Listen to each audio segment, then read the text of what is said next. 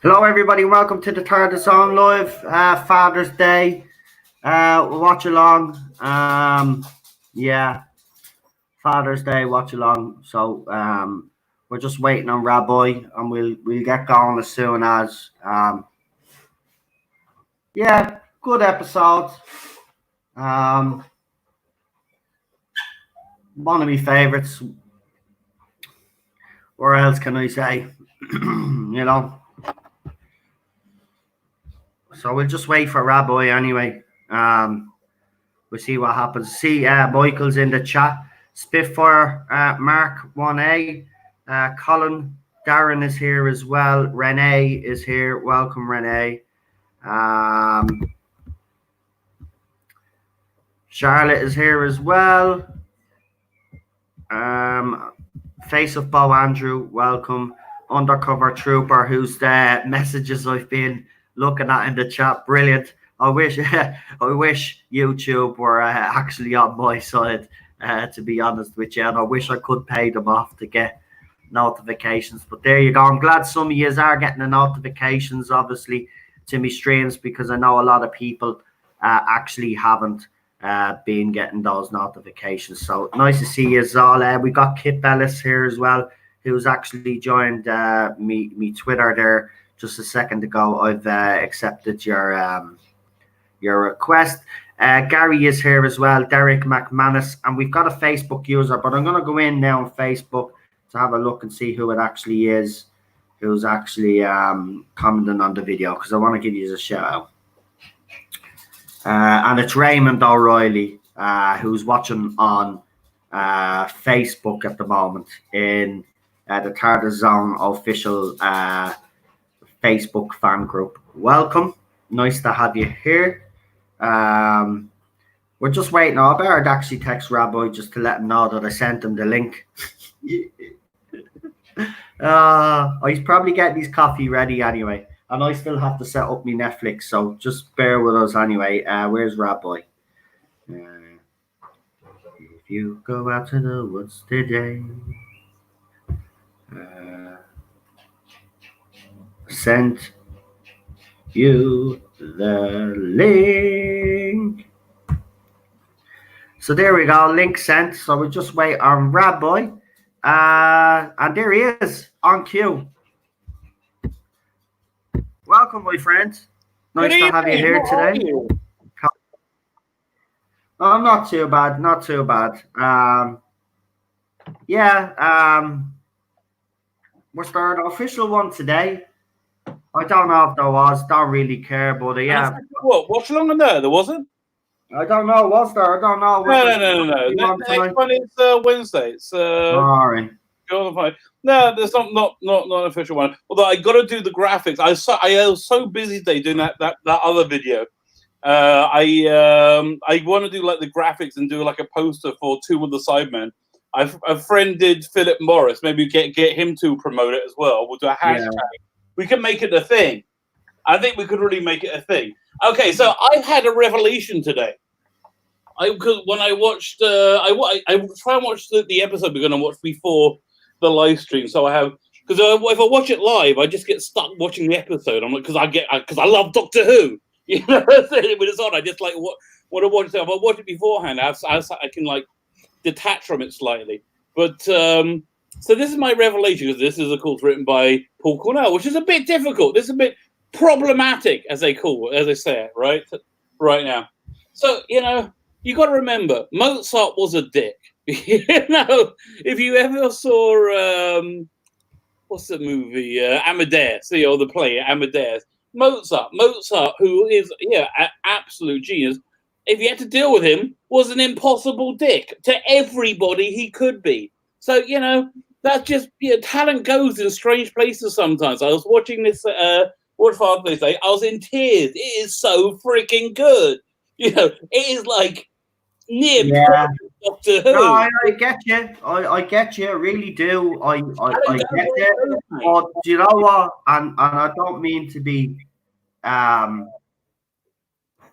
anyway bad here, but I just don't care. Don't care anymore. I actually don't really care. I'm not really, I'll do Father's Day, but I actually don't really want to do it, to be honest with you. Yeah, I know you mentioned it, but and Cheryl did say a little bit that some of us are acting a little bit silly. She's right. I am acting a little bit silly right now, but I don't care. I'm not. I don't really want to do it. I'm actually. This is the least. It's one of my favorite episodes, but this is the least. This is the least excited watch along that we're going to do for me, because my mindset is such a way right now that I don't care. I mean, I even got a message off Daniel saying, listen, I'll mod tonight, but I'm not taking part. And I understand. Again, just before we do start, Emily coming out telling fans that they shouldn't be actually giving out words are powerful words, apparently. Hate, there's a lot of hatred out there. And I wrote to her directly this time. Before I haven't, but I did. I says, well, maybe you should direct this tweet at Paul Cornell, because before he came in, the fandom was doing actually fine. And then he came in and decided to open his mouth. So don't be blaming the fans. Yeah, 100%. So, honestly, I wouldn't get. Yeah, but the thing about it, she's after the fans now, right? She's behind these tweet alongs. So I'm being honest, as Doctor Who fans, we have to make a decision what we're going to be supporting and what we're not going to be supporting. Because if this woman's coming out and saying stuff like this, why should we support these tweet alongs any longer? Seriously, I'm not messing. Right? She's coming out, she's criticising the fans. Right? We have every right. Yeah, but every right just like she has every right, like all our other little in this situation, what everybody is saying, what she's saying, and what I've heard other people say, everybody's saying something very reasonable. One side is saying, why aren't we having classic watch-alongs? And they're going like, well, what's going on? Why not? And they're being very much made to feel like they have to sit at the back of the bus for whatever the reason. That's just how it feels to them. On the other side, you got these other people who say, well, listen, why are you getting on my case? I didn't put this together. You go do your own thing. Leave me alone. I'm like, well, that makes sense too. They're both been, I think, completely reasonable, quite frankly. I disagree, and I'll tell you why I disagree. Okay. Right? I'll tell you why. She set up the tweet alongs fine. I understand to a certain point that she would focus on New Who. But the excuses that they've come up with for the reasons why they won't do New Who just don't hold any weight. I'm sorry, they don't hold any weight. There's fans that we've seen on Twitter constantly with photographs of the animations or the Blu-ray box sets that they have bought. There is no excuse. They could even go as far as to put a classic episode on BBC iPlayer, right? The people behind these tweet-alongs could appeal to all of the fans. Not just concentrate on New Who. There's classic Who fans out there too. Right now, like a lot of the other mid-20 gobshites, right? My point is that there should be balance, right? Where is catering to the older fans? I am sick and tired of these people just pandering to one side of this fandom constantly, right? There is no excuse for a classic watch along. They just don't want to do it because classic Who is not their era. Well, I'm sorry. I'm sick and tired of the one-sided nature of this whole production team and the people behind them, right? You either embrace all of the fans, right, or you don't do them at all, right? And there's a past. Doctor Who has a past, right? And I'm sorry. I'm sick and tired of that past being belittled, being defiled, and people, again, an article, I got sent a tweet. No. I'm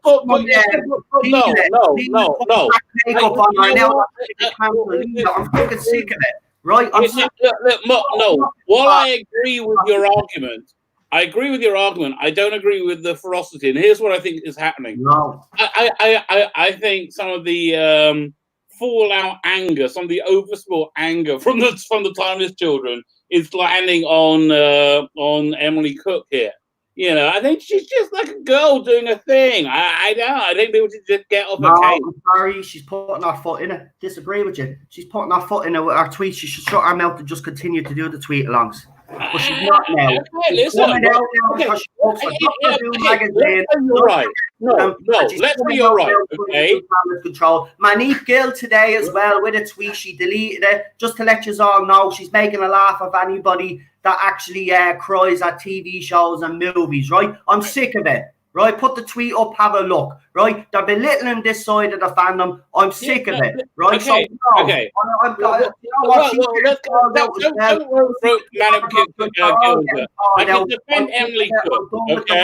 They're all a bunch of fucking twats. Okay, listen. I don't know anything about Malik Gill. I'm not even going to try and defend her. I can defend Emily Cook. I really can, because I think, I think her motivation is genuinely.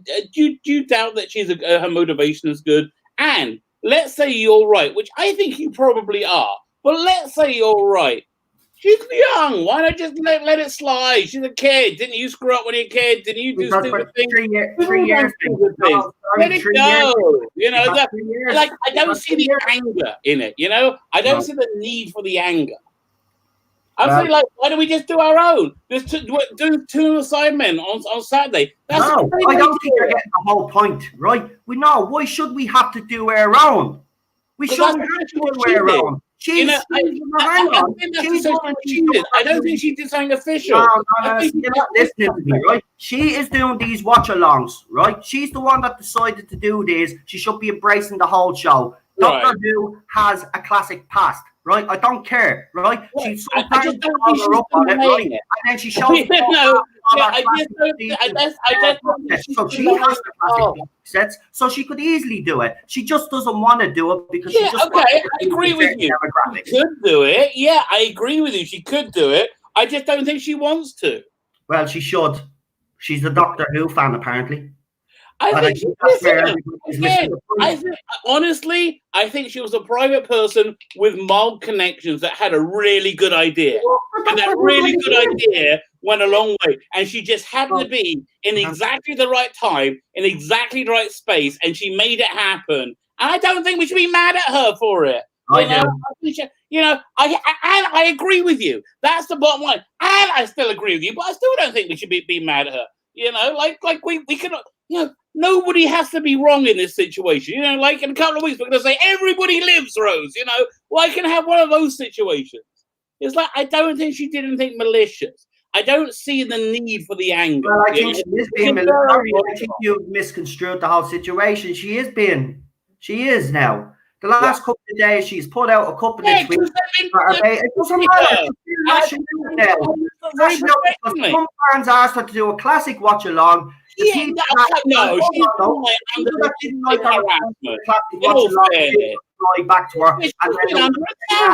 Involved, right? But that does not give her the right. She's been under this insane attack, but she has. It's not fair. It is. No, nobody should be under that. Listen, disagree as much as you like, but it went nuts. It's Twitter. Twitter's a bad place. Twitter's not real. That's why you got to keep telling yourself that with Twitter. Twitter isn't real. But it went nuts. I don't have anybody to say who was wrong. I think everybody was right. We will respectfully agree to disagree. Because being honest, this issue, we're definitely on different wavelengths with this situation. Vive la difference. So yeah, we'll just leave it. I have to tell you, listen. No, I just hope your heart opens up a little bit for Father's Day. It's so good. Do us a favour, love, could you get it set up? I forgot the bleeding. I thought I knocked on the telly. I think I knocked off because I forgot the Skybox. Yeah, just whack it on there and put Netflix on. Okay.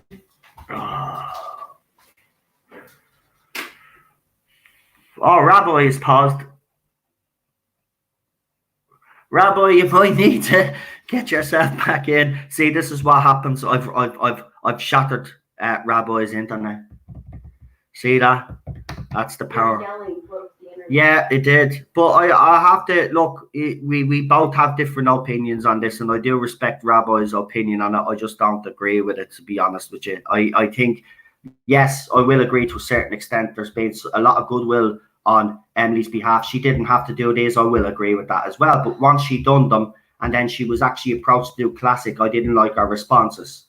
Now, I will say the people responding back to her weren't too kind either. It does work both ways. But then lately now, the last couple of days, she's been putting out tweets designed to attack a certain part of the fandom. And we know which part of the fandom she's talking about, because she's saying it's the fans that are always negative. We're negative for a reason, though. And this is why I don't think she should be doing it. Now, she works for Doctor Who magazine, let's not forget. So she's the BBC shill, right? My point is that they talk about inclusion, right? This is all the thing that I just want to say on this. They talk about inclusion, but yeah, they don't include the fans that actually, these people wouldn't have a show if it wasn't for fans like Rabbi, me, and people in the chat. Agreed. So they should be agreed. But then there's people like me that came into Doctor Who when it was New Who and have been primarily done in that. And like I told you before, the only time I've ever watched Classic Who prior to meeting you was when BBC America did the 50th anniversary special, and they showed one, from all the Doctors. But this is what I think is the real shame of it. You know what would have been really nice? If you had like Russell T Davis introduce his favorite classic episode and do the tweet along through that, and bring people New Who into classic.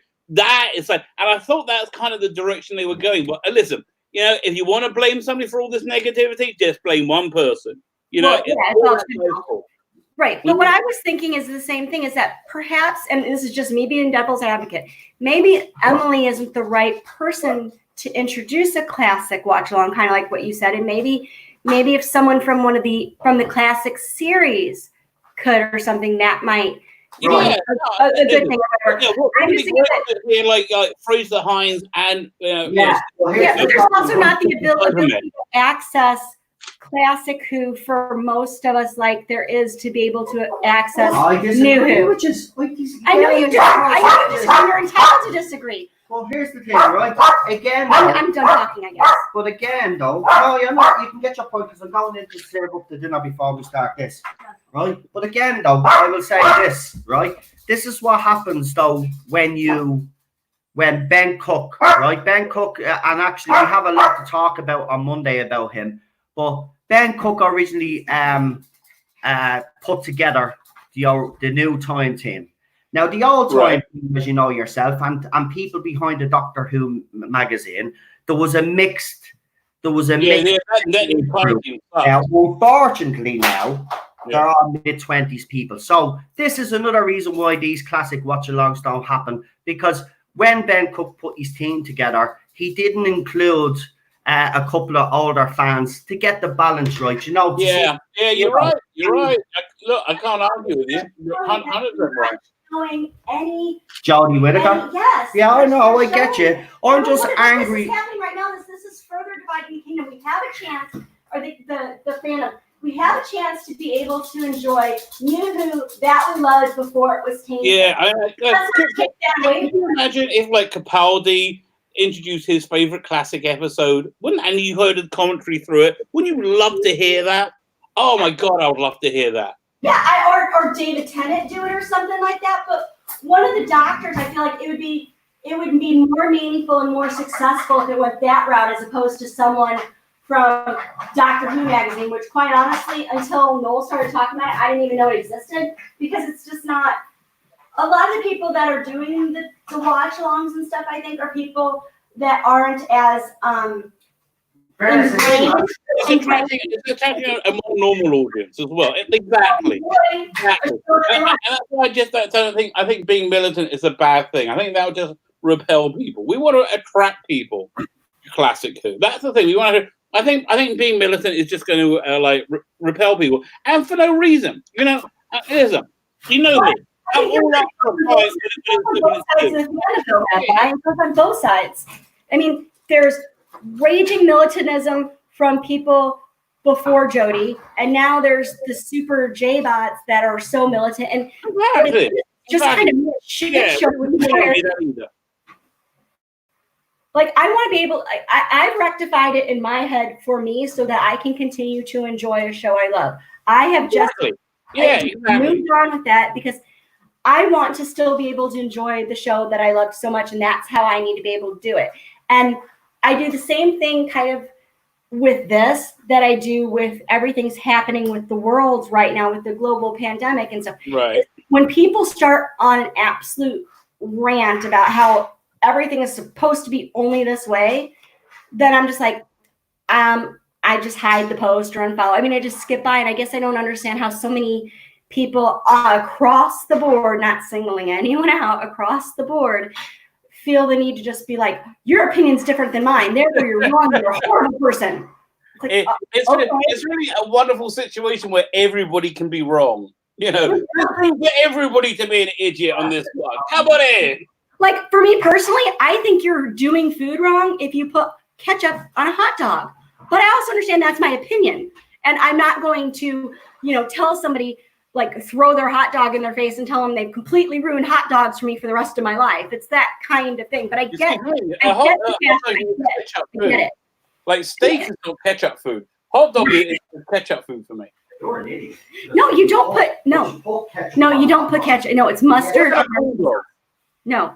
Wait. What about a corn dog? What about what? A corn dog. Ew, why would you do corn dog? That's a whole separate issue. What can I tell you? My wife makes really great corn dogs. Oh, they're so good.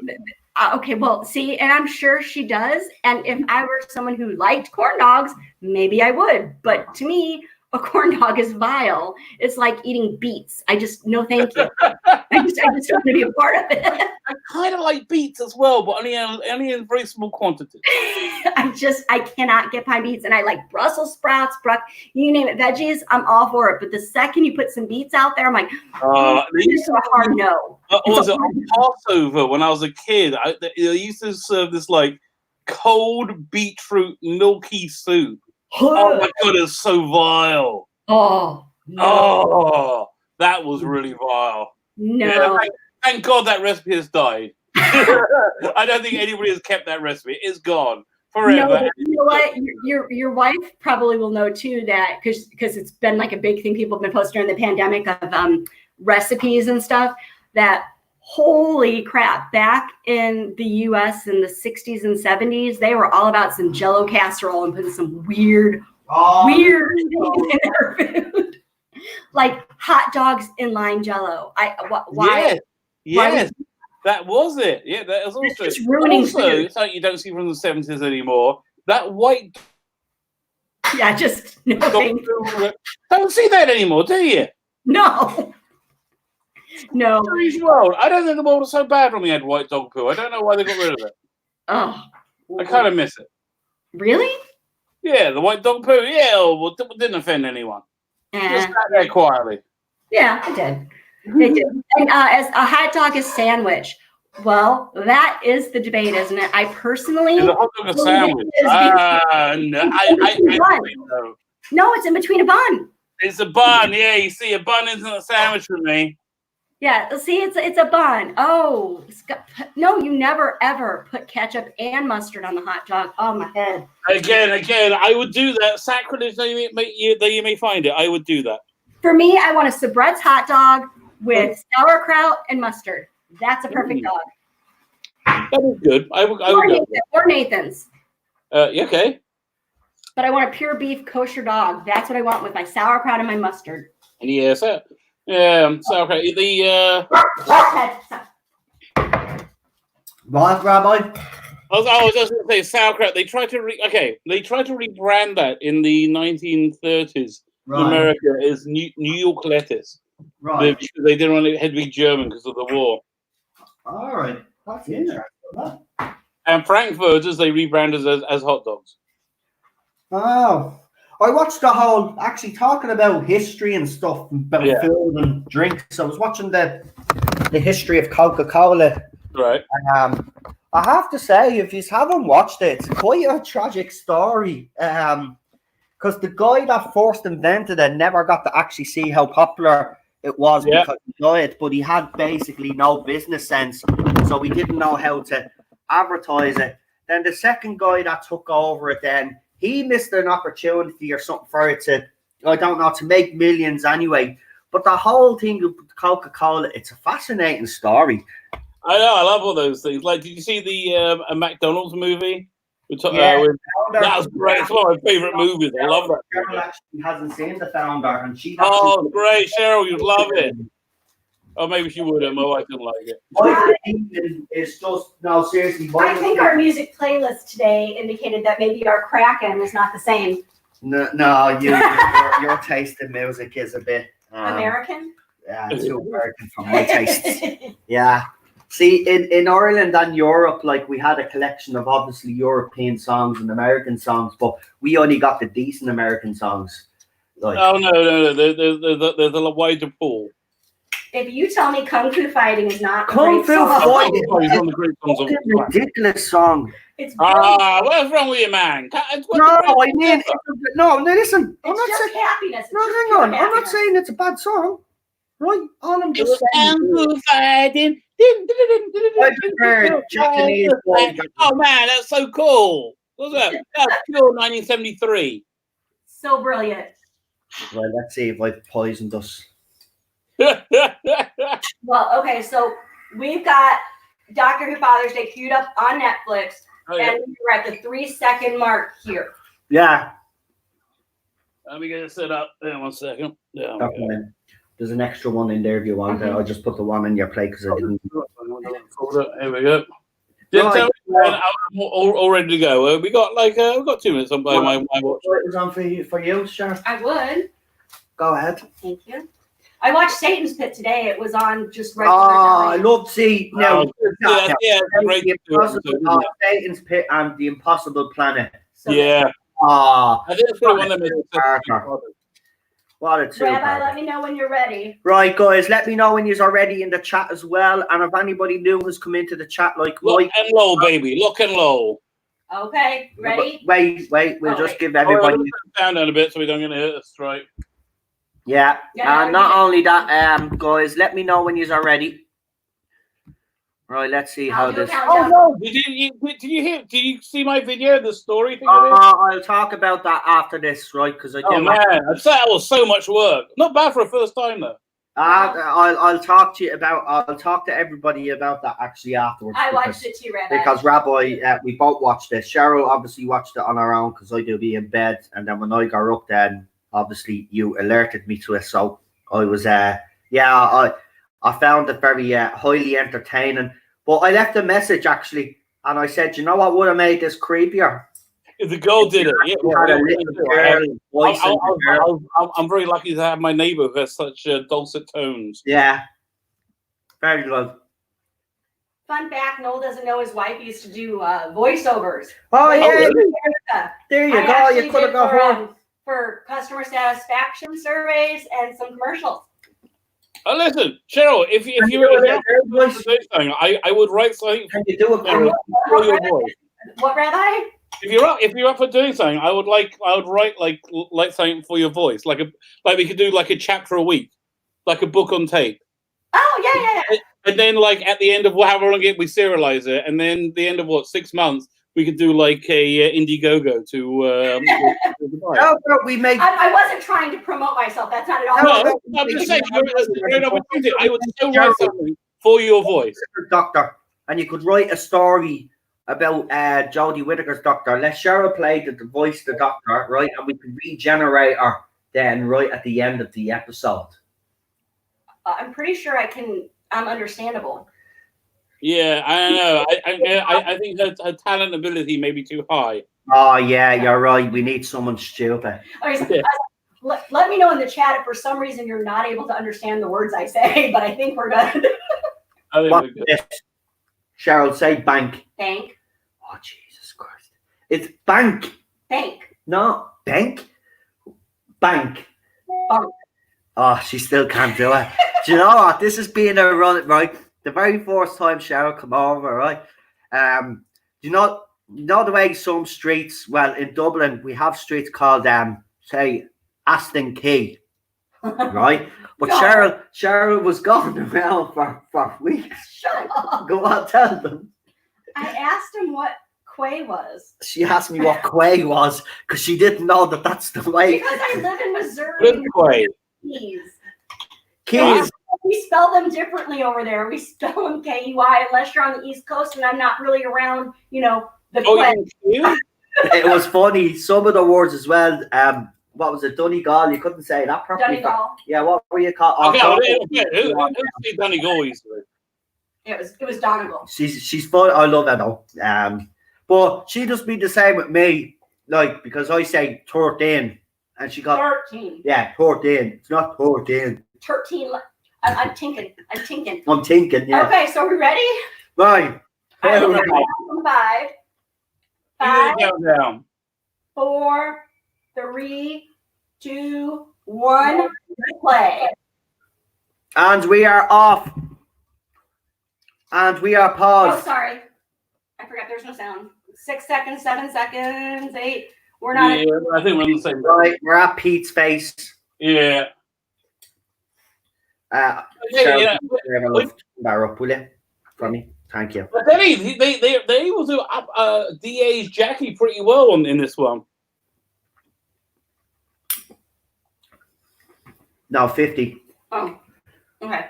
Because it's the earphones. Okay. There you go. 50 what? Oh, geez, you got that up quick enough, didn't you? Didn't I? That's what he said.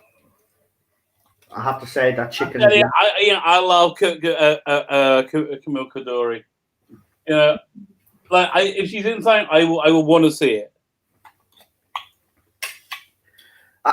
I do love this story. I have to admit. I mean, again, I hadn't seen it in years, and I didn't. It's only when you get to the end where you see where this is going, and I was just in floods of tears. Yeah. Oh God, ugly crying like nobody's business. Right. Well, I know because it was great because the doctor knew a way of saving her, but he didn't because it meant her dad was going to die. And then when Pete finds out that that's what he has to do to put everything back to normal, it's like so funny. I love that they do stories There's like this. so many layers of beautiful there. Companions, but then we all get really, really, really, really mad. I does. Like, why would you go back and? Yeah, sure. In this episode, the whole tagline was, and when the people were reviewing it, especially the reviewers, and he said, "Oh, I just went and done it again. I picked another stupid ape." Yeah. Yeah. Right. Because I messed up everyone. We're just at the Doctor Who logo because I hit pause again because I forgot it wasn't on sound. Father's Day, the title came up. By he who shall by Voldemort. And back. Yeah. Wait, where are you guys right now? We're right at the very at the beginning wedding. of the wedding. Right. He's Joe Ahern's name is at the popping up. How did he screw our name up? And why did He's taking the piss. Yeah, you should have seen me on me and Cheryl's wedding day. Seriously, I didn't think I was going to make it. No, I actually thought you were going to pass out. Cheryl thought I was going to pass out when we were doing our bells, me hands and all. I just couldn't. Just tell you, if you ever do get married, lads, right? I know it's all about the women, really. Let's be honest, it is, right? But True. tell you one thing, it's not as easy as you fucking think. I can tell you, like when I got married, that was pretty smooth. I wasn't like. Were you? No, it's it's a very different like courting system if you're Jewish, because like if you're religious, because like you and your wife, you don't touch each other until after you're married. Oh. So it's so right after you go, you do like the chuppah, the little tent thing. You go into a little room by yourself like 10-15 minutes to like so it's really nice, and the whole thing is very nice. You come out and there's like all this dancing, good food, and then we go to a hotel. Can we just actually give credit to the music in this episode? Oh my god, it's so good! It's so good. That's one of the things I noted down. And also, I tell you, the doctor companion relationship is just perfect. It really is. It's completely new. This is brilliant. Now this does show that, I mean, I remember this Energize thing. See this Energize in 1987.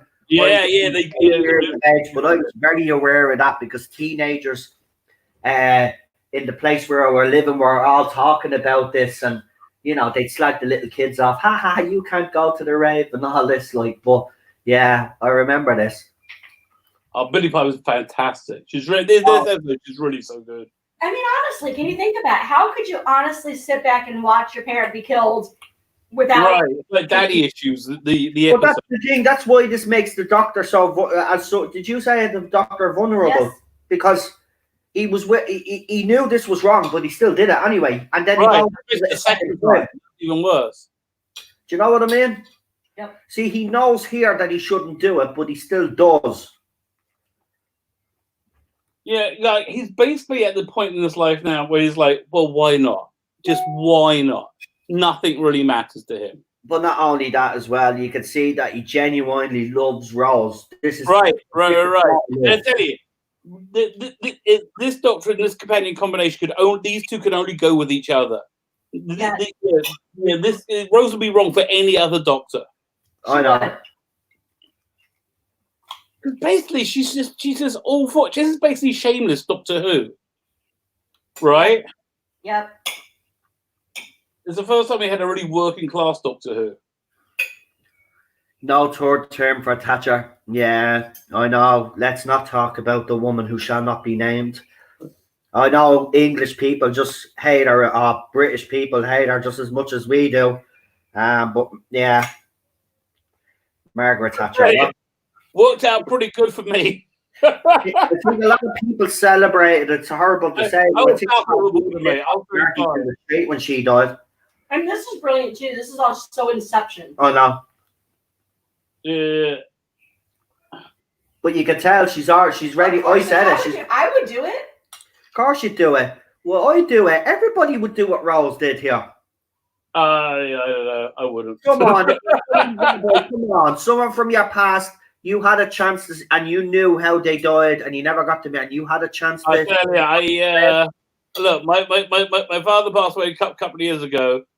The reality of somebody dying is long, it's boring, and it's drawn out. And like by the end of it, you're just like struggling not to hold a pillow over their face. Okay, that's the reality of death in 2020. Well, but she's still a young little girl, Rose, knowing about. Yeah, this is a different type of death. Obviously, yeah. This is like a shock, and she's never known. It's all about the relationship with the father that she's never known. So that in itself is just beautiful. Yes. Yeah, and this. And the Doctor says it nicely here. Well, so I'm not the only man in your life now anymore. You got what you wanted, and effects off. Do you remember? So this goes to show that the relationship. And we just talk for a second. The pure rage in his face when his dad was like, "Can I give you and your boyfriend a look?" Because he knows Rose messed up colossally. Yeah. He's so furious. It's like now he's really like eased himself into the role. It's so much easier. Although I have to tell you, I really came to the conclusion that this was fantastic. It put Doctor Who on the map. It made everybody want to watch Doctor Who. David Tennant is what made Doctor Who such a massive success. Yes. Because this Doctor he's just like he's William Hartnell. He's like he's not endearing. No, David Tennant's Doctor is super likable. Exactly. He's much more even more likable. And then comes Capaldi and glowers at you. It's so weird because I love Capaldi. I love Capaldi too. Travis Capaldi was a Doctor for the fans. Yeah. Let's not forget that this version of Jackie Tyler doesn't know how to fix the time on the video still. But that's a running joke in this series, actually, Jackie not being able to deal with it. Jackie in itself is a running joke. Yeah. Like one of the things that is almost an immediate buy for me is on Big Finish is if Camille Codor is in it. I love Jackie Tyler. She's freaking awesome. There it is. But here's the interesting thing about that little argument that he's having with her, right? He went off, and he asked her to travel. She said no, so he fecked off, right? Mm-hmm. Then he comes back and then he stipulates that it's a time machine, right? Mm-hmm. Then in the two-parter, the empty child and the Doctor dances, right? When he saves everybody, and then he goes to Rose. Who did say that I didn't travel to you when you were a kid on your bike? Blah blah. So he knew her history. That's why he said it was a time machine, because he knew that'd be too tempting for her she'd eventually say it. So he actually set this up. You think? That's interesting. It's like they're breaking up right now. Yeah. It really is. Think about it, because he has, because that line in that two-parter at the end of that indicates that he did actually go back through our timeline. So he would have known that Pete Tyler was dead. So when he went off the first time after he said, "Do you want to travel with me?" She said no. Then he comes back and he says, "Oh, did I also say it travels in time?" And then she gets into the TARDIS. So why is he surprised that, you know what I mean, that this would happen? Well, the other thing, you don't know how long he's been gone from that time the TARDIS vanished and reappeared. Mm-hmm. Well, that's second to us, that might have been 20 years, you know. That's a really convenient place to slot stuff into. Mm-hmm. Yeah, these Reapers, the bad guys in these things, they look really good on the screen. It's the only toy I didn't get from that wave. Because I was like, oh, that just looks crap. Strange to see. Good actor. Good actor. I'm glad they brought him back as the other Pete as well, because it worked. This whole this is dad is a bit awkward here. Yeah, this is the difference thing. Like, there for you is like the Bermuda Triangle. Yeah, I love that line.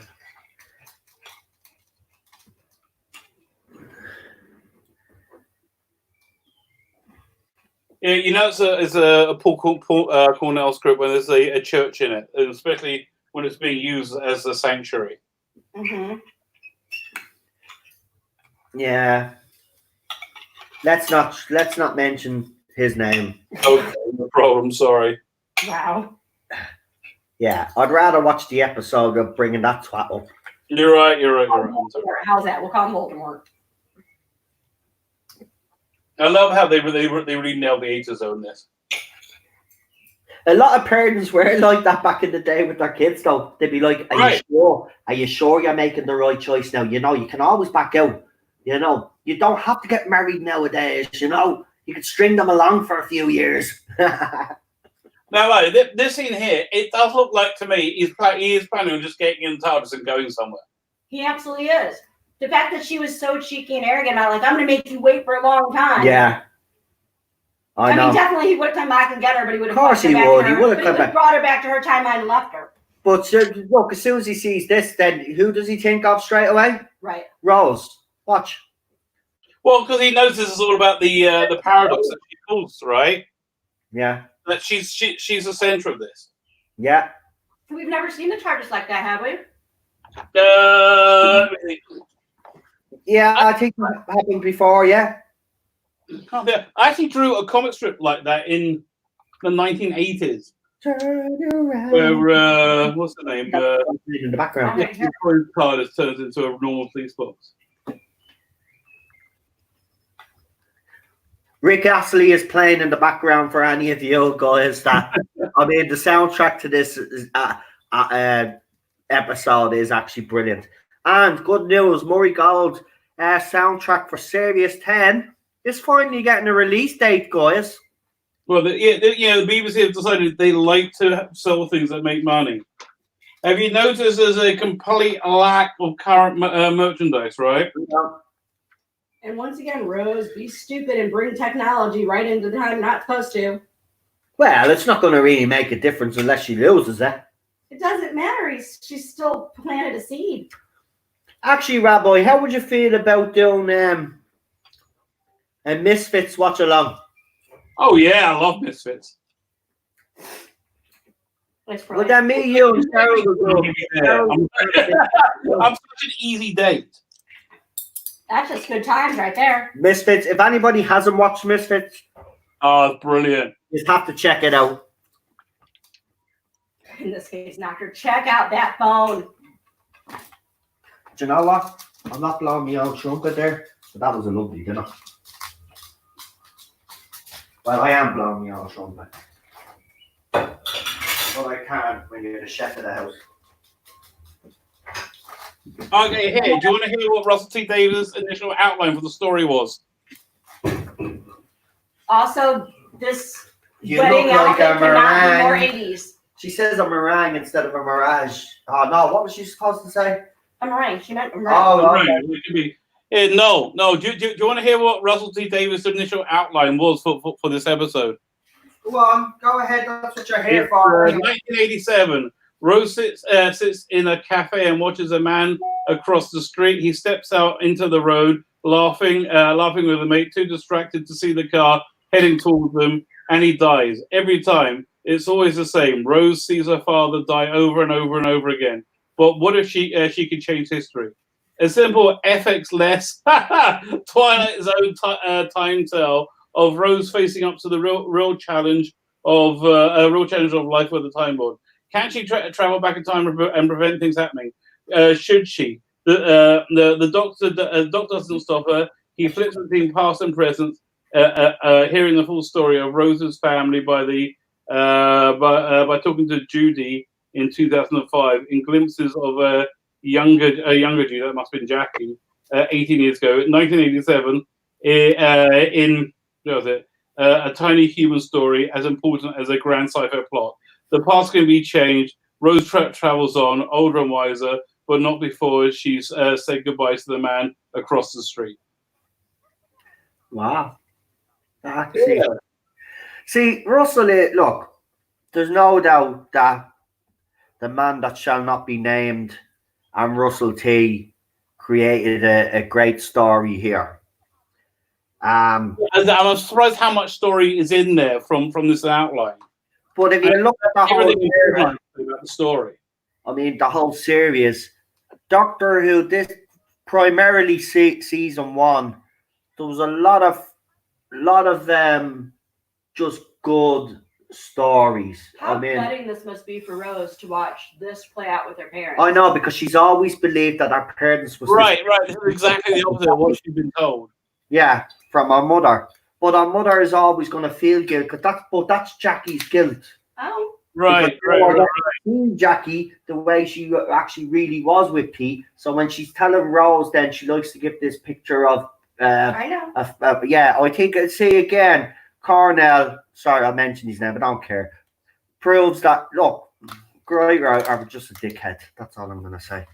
Just leave it at that. Keep reminding yourself, Mozart. By the way, this scene here with Mickey, I just want to point out, is actually a very important scene. Right. And you're probably wondering, well, why is this scene with Mickey very important? Because who does he run to into the church? Rose. Exactly. So Rose had an impact on Mickey's life from the very beginning. That's why Mickey has always been our little lapdog and will do anything she ever wanted. Because Rose is like a baby. I know. So that's odd. And actually, I think she actually says in the episode to Pete, right? So, are you seeing anybody? He said, yeah, I'm kind of broken up from the guy. Yeah. Like in her mind, she's kind of broken up with Mickey right now. Listen, as soon as she got into that TARDIS, she broke up with Mickey. Exactly. And Mickey knows that too. Yeah, but he's loyal, and that's, I'll always defend Mickey anyway on Doctor Who. Right. But Russell T, the beautiful thing about Russell T was, though, even though Mickey started off as an idiot, which he did, by the end of his story arc, he'd become this confident young man, and he was fighting aliens and got married to Martha Jones, which actually made me very, very happy. Right. Oh. There we go. But you see the cockiness on her face because he's running back. Exactly. Yeah. And then she realizes, oh, I fucked up. No, she doesn't realize it's all her fault. Oh, no, not yet. It's only in the church. Yeah, you're right. Like right at the end. She destroys the world a few times over. See, these things look great. These things are absolutely fantastic on the on screen, but in the as a toy, they were terrible. As a real life thing, they were terrible. But I love the special effect of how they like wrap round them, right, and the glow inside. Yeah. Oh, the priest got it. Yeah.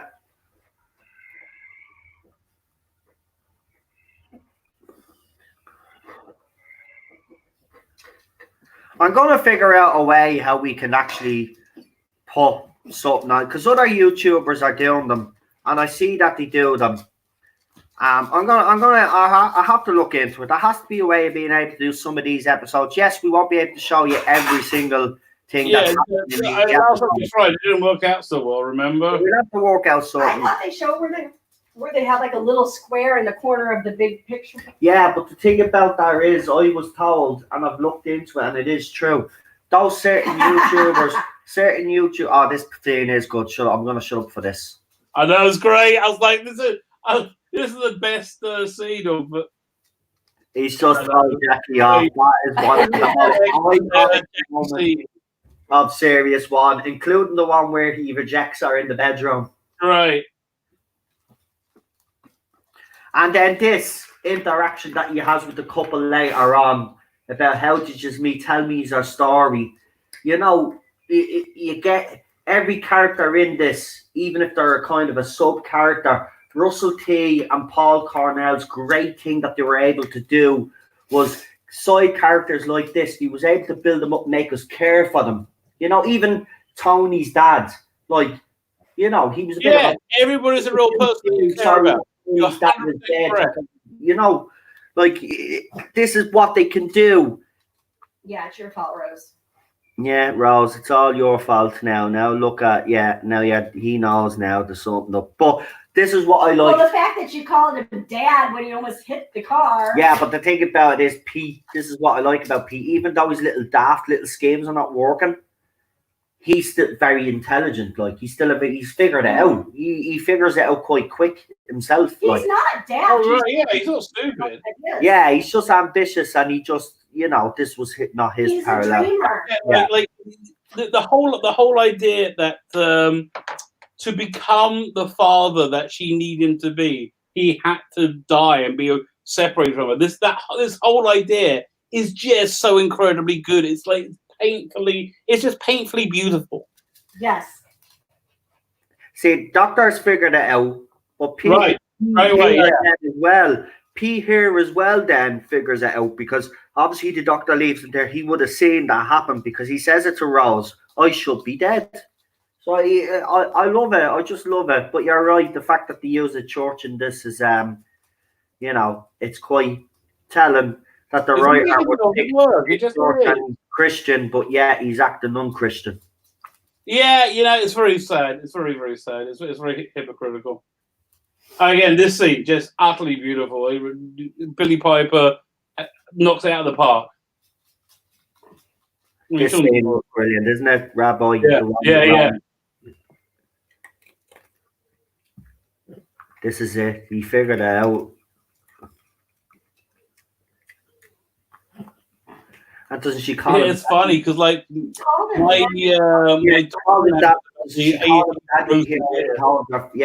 calls him daddy here. I think she really goes full.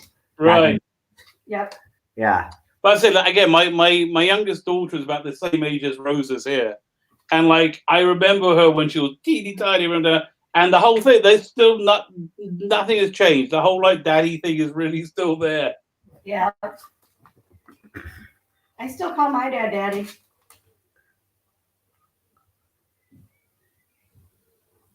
Yeah, my daddy.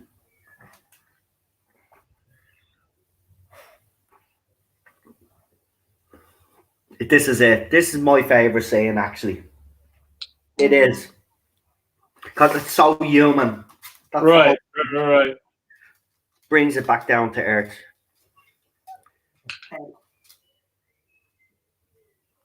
Okay. Yeah. Yeah, I know, yeah. I love this little bit of story. Yeah. It really is. It brings it down to earth, you know what I mean? Like, there's a danger, but then Russell T or Cornell pretty much on it, right? Real human lives here, they're ordinary people. Yeah, I really look. I think Cornell got them like 95% of the way there. This is really Russell T Davis Sheen on top of it, making these characters so loving, so lovable. Yeah. Who said That's you're David. You're right in the field? I know, because everybody's important.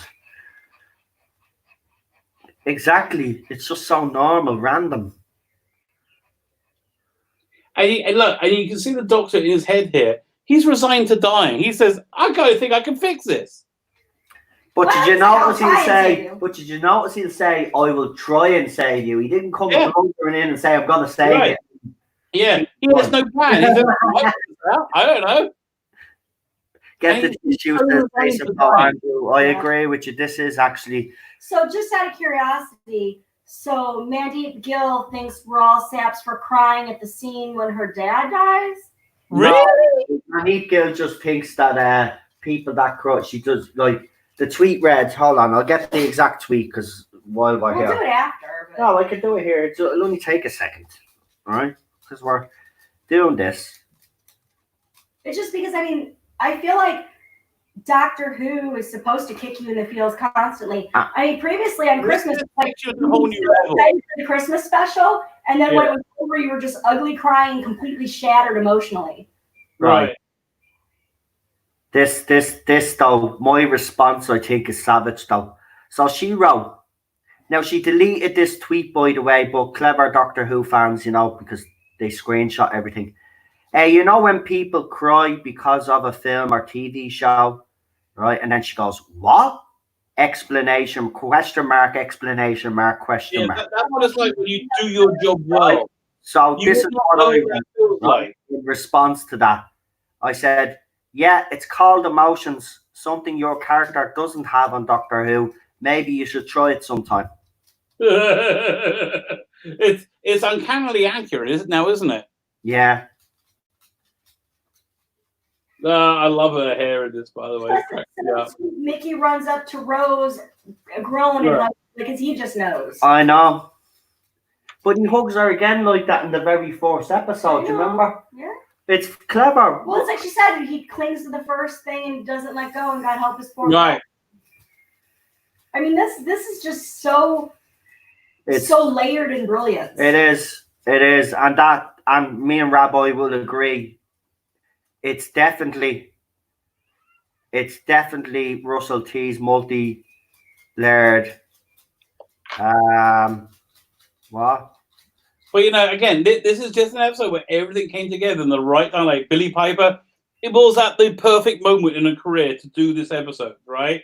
Like Chris Eccleston had finally settled into the role, and I think his characters kind of started. His character just was kind of resigned at this point, but he was less manic, and the script, everything just came together so well. Don't touch the baby. Don't touch. Well, you could have fooled me. Well, that's because that row's not over. No, this is the thing that stand on right now because this is all her. No, you're right, but he does realize that she is just a teenager. Right. This is him basically getting over it right now. Yeah. Well, his apology was, by the way, I wasn't going to leave you. Right. Oh, no, you know what comes back tonight? Rick and Morty. Oh, it's tonight. Oh, damn it, Rabbi. That's grand. I'll record it because Cheryl won't watch it with me because she watched. I think you watched a few minutes of one with me. She gave it a go. It's just not her type of thing. Which I'm not sure what's coming out in the UK. It might be a day or so more in the UK. I'll get to watch it anyway. I'll put a serious link. I can't wait for that show to come back. Oh my god! Actually, I thought it started Thursday. Mandeep Gill is a plank, says Daniel. Daniel, you're a little legend. Mandeep Gill is a plank. That is correct. That'll be great. Look, at the end of the day, she is entitled to her opinion, but when she deletes the tweet... Oh, my God. It'll be a great range of action. Say about people crying during things, because this stuff's supposed to move you. Yeah, that's what I was going to say. I mean, is she part of a medium that's supposed to move people? And shouldn't she be like Yeah, encouraged? that's what it's like. People get emotional when she does her job correctly. She will never have seen that. You know what we agree? Maybe that's why she wrote that, is because she doesn't understand how to produce that type of effect when she's acting. So she can't possibly understand what that would be like. Do you know what though? It's all good, folks, because it doesn't matter, because Monique Gill is stunning and brave. Let's not forget. She's pioneer. Yasmin Khan is the best character that ever lived on Doctor Who. Bestest ever. Like that. Oh, feels more fam. Yeah, you know what would be a fantastic series of like merchandise, plank mates. Just get like wooden blocks and paint them as different Mary Sue characters. You could have like a Michael Burnham one. You could have like a Jodie Doctor one. You could have a Ray one. Line them all up. They could look like dominoes. 1987, that was, right? So the best, I don't know if people will agree with me, but for me, growing up, the best, even though I was young, I remember it very well. But for me, bang on in the middle, 1985. 1984 to 1985, maybe 1986 for me, were the three best years of the 80s. I prefer the later 80s, but well, I was older and getting laid, so you know. That's right. Sort of as far as you are concerned, that was I get you. I'm 13, not so much. But I don't know. I just remember, it's just a time of. The music was great. Everybody was laid back, even though there was a threat of nuclear war. But just that didn't really bother me, because I think one year you had Indiana Jones and the Last Crusade. No, Indiana Jones and the Temple of Doom, and Star Trek 2, and like just a ton of great movies come out in the same summer. Yeah, I did see that Cartmel thing. Unknown. Me and Rabbi will discuss tomorrow. Listen, me and Rabbi have plenty to discuss tomorrow, because thanks to the idiots that are running this thing, they've again put their foot in it. So yes, we will. And actually, do you know what? I might even go one step further myself and see if I can get Andrew to actually come onto the stream himself. And we clear all this nonsense up once and for all. But apparently, I have a question. Why does anybody think that Chibnall was trying to enact the Cartmel master plan? Yeah. That's exactly what it's all about, yeah. And he has come out to say, Andrew himself, he's come out to say no, I've nothing to do with it. This is bullshit. This is Chibnall's plan, not my plan. So, yeah, he's very open on Facebook, and he interacts with the fans. So I'm going to see if I can get him on. He's still there? Have we lost Rabbi? I think we've lost Rabbi again.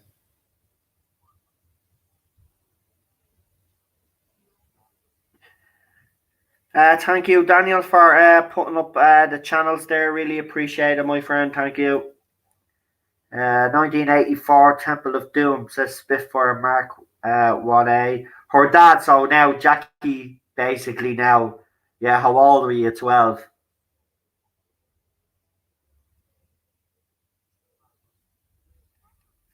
Rabbi will be back. Rabbi will be back.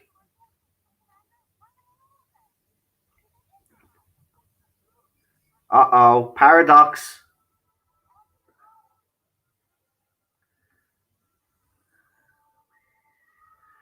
Very good.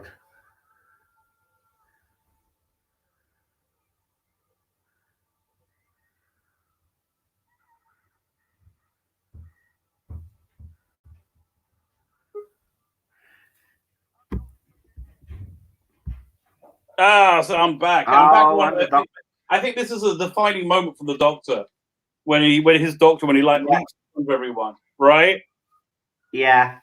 So sorry when that went out there. And again, I miss my favorite scene, which is Jackie like, what? How many roses do you have? Yeah, I know. Yeah, well, I was like, what the hell? Are you still there, Rabbi? I'm still here. Yeah. I'm sorry. Now we're getting the feels, right? But yeah, I just missed two great bits. I mean, I was watching it. Ah, this is where, she. Right, this is where you realise everything. But you know what? You know, I think the thing about this is that Pete, he wasn't obviously around when Rose was born because he was obviously dead. But you can see here that if he had been around, maybe he would have been being a good father and 100% he would have been. Yeah, which kind of is sad a bit because exactly. This is everything about this is so bittersweet. Like okay, she finds her father. He's not the person that she always believed him to be or wants him to be, and then he becomes a person that she needs him to be. That he always was in her eyes. He becomes that hero after not being it, and then but to do that he has to be taken away from her. It's so wonderful. I know. I agree with you. Spot on. You're right. That's the perfect analogy.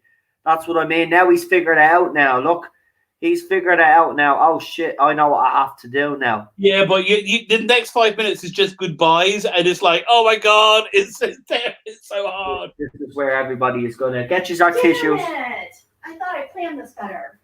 Oh, did you plan it to stay out for this part? Yes. Oh. Yeah, no, this is not a part if you're an emotional person. Oh, it's so rough. No. Why?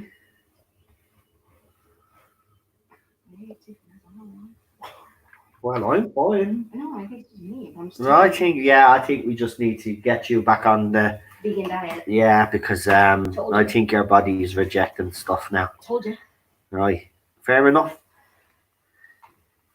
Oh, if you want any vegan recipes, I got a bunch of good ones. There you go. Rabbi will give you a bunch of vegan recipes. All my vegan cookbooks and stuff are still back home. Oh, yeah, I make myself a vegan curry with like literally nothing in it, and it's incredible. Oh, this is it now. He's stepping up to the plate now. Right. He's becoming the hero. Oh, stop it. Yeah, she plays it so well. Oh no, then Jackie figures out who she is. Right.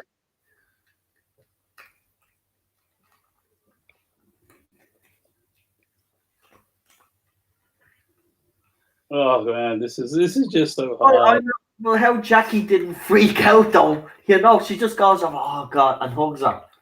Would that not freak you out if you met your? No, you know what? Because I'm telling you, as a parent, I can imagine this. Oh. I mean, like again, if I saw my daughter now, even though she looks completely different, and she went back in time, I would know it will. I would know it's her.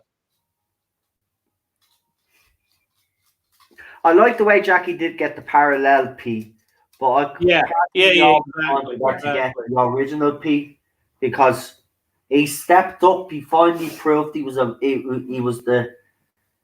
But I can now. Oh my God! I don't want to talk through it. It's so beautiful. It's just so perfect.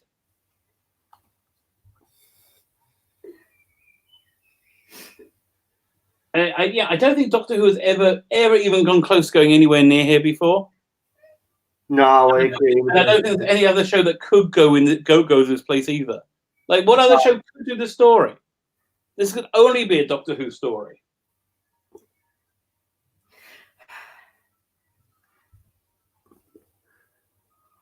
Oh God! And her giving of the vase. Oh my God!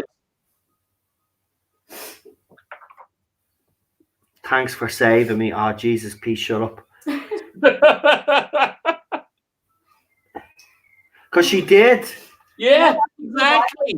I remember watching this with my dad, and I was just sobbing, messing. He's like, "It's okay, baby." Go, Pete. Go on, brother. Horrible soup, by the way. It was the A 80s. great, horrible 80s suit. By the way, I can't. Oh, I yeah, can't what find a- that one. Oh, man. This bit right here is absolutely perfect. When the doctor walks in silently, it's perfect.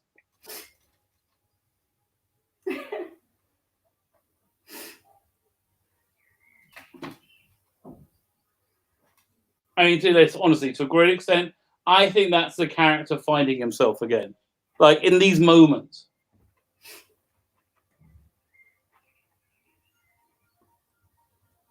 I love when she tells Jackie at the end of the series, I met him, and she doesn't believe. Right. And he goes, but I did. He always, and then she comes back with the big truck. How does Jackie not remember this? Because obviously it was a paradox. So once the paradox was broken, everything. Yeah, this whole bit of time is wiped away. Yeah. So, I'm always too emotionally distraught by the end of this show. The difference in this story was in the original one, the driver sped off. Right, in this one, he stays. Right, like it's like time isn't exactly the same, but it's mended enough that it holds together. Yeah. In the original, it was a hit and run. Right, in this now one, she's redoing it. Yeah. There, it wasn't his. So she changed it, and she actually made it a much nicer story. That there was a woman there that held his hand. Yeah. Like, I forgot the whole why it didn't matter, because I'm always so gutted by the end of this. No. Head stop, please. What do you want about it? Here. Oh, what a great episode! I tell you, it really,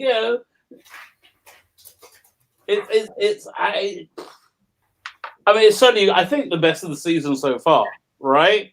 Yeah.